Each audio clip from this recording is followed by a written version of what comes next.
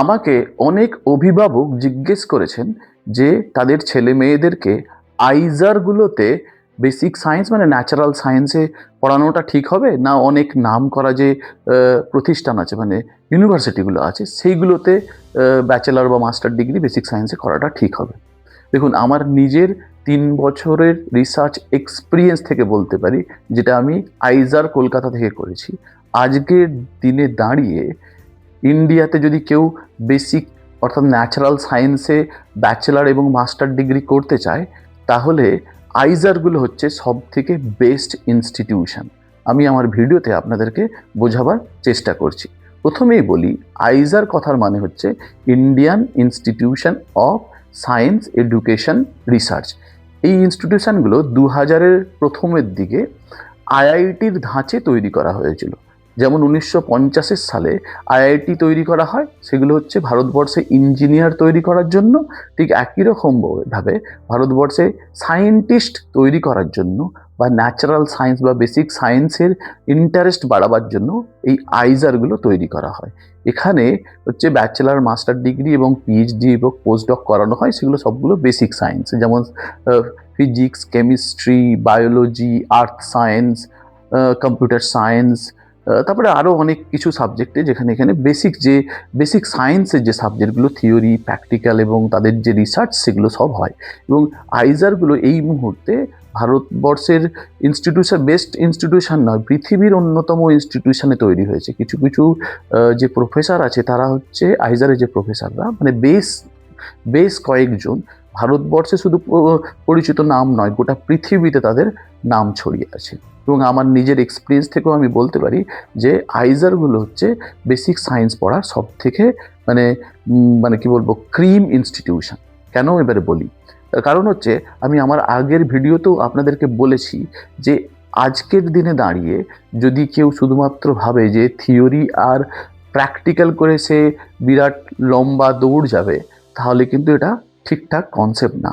আজকের দিনে থিওরি জানার সাথে সাথে প্র্যাকটিক্যাল শেখার সাথে সাথে যেটা সব থেকে ইম্পর্টেন্ট, আমি আমার প্রত্যেকটা ভিডিওতে বলি, প্রত্যেকটা স্টুডেন্টের তারা যখন ব্যাচেলার বা মাস্টার ডিগ্রি করবে, একটা বেশ লম্বা রিসার্চ এক্সপিরিয়েন্স থাকতে হবে। তার কারণ হচ্ছে রিসার্চই একমাত্র ছেলে মেয়েদেরকে, ছাত্রীদেরকে কি করে, তাদেরকে ক্রিটিক্যাল থিঙ্কার বানায়, অনেক প্রবলেম সলভিং ক্যাপাবিলিটি বাড়িয়ে দেয়। তার জন্যই হচ্ছে সবার আগে এখনকার দিনে ব্যাচেলার, মাস্টার ডিগ্রি করার সময় কিন্তু রিসার্চ ওরিয়েন্টেশনটা থাকা খুবই ইম্পর্টেন্ট। আজকের এই এআইয়ের যুগে যেটা সব থেকে ইম্পর্টেন্ট সেটা হচ্ছে যে শুধুমাত্র আমি ওই যে থিওরি জানলাম আর একটুখানি প্র্যাকটিক্যাল জানলাম তাহলে কিন্তু হবে না।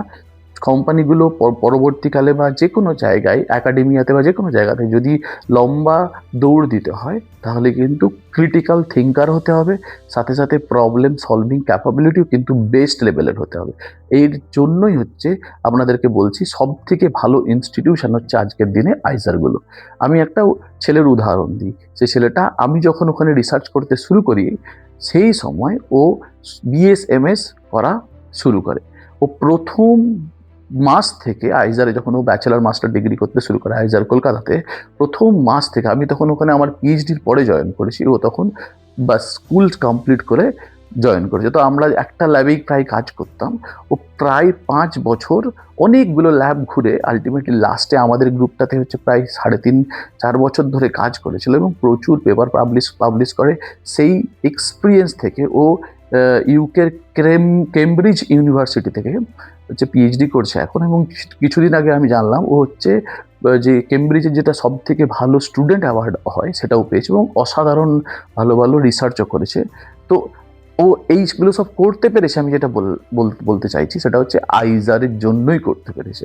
তার কারণ আইজার ওকে এই অপরচুনিটিটা দেয় যে ও বিভিন্ন এক্সপিরিয়েন্স গ্যাদার করতে পারবে রিসার্চে, যদি এটা কেউ চায়। অবশ্যই ওখানে থিওরি এবং প্র্যাকটিক্যালের বেশ ভালো নলেজ তো তৈরি হয়, সাথে সাথে রিসার্চ এক্সপিরিয়েন্সটাও কিন্তু অনেক ভালো হয়ে যায়। তাই যদি কোনো ছেলে মেয়ে আইজারে বিএসএমএস করার সুযোগ পাচ্ছে, আর সঙ্গে অন্য কোনো ইউনিভার্সিটিতেও পাচ্ছে।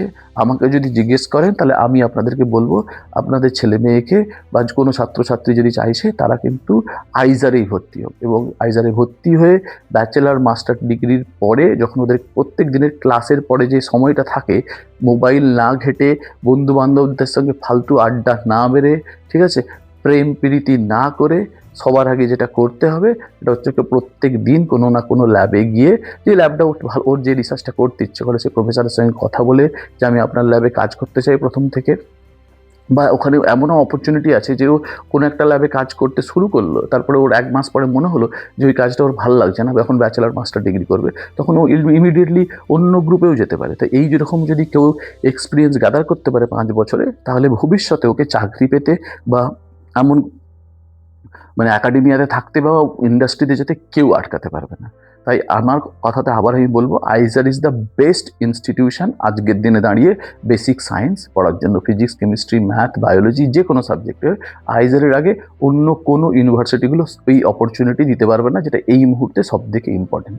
আশা করেছি আপনাদের এই ভিডিওটার মাধ্যমে আপনাদের প্রশ্নটার উত্তর দিতে পেরেছি। যদি আরও কোনো প্রশ্ন থাকে তাহলে আপনারা আমাকে মেসেজে জানাতে পারেন। সবাই ভালো থাকবেন, ধন্যবাদ।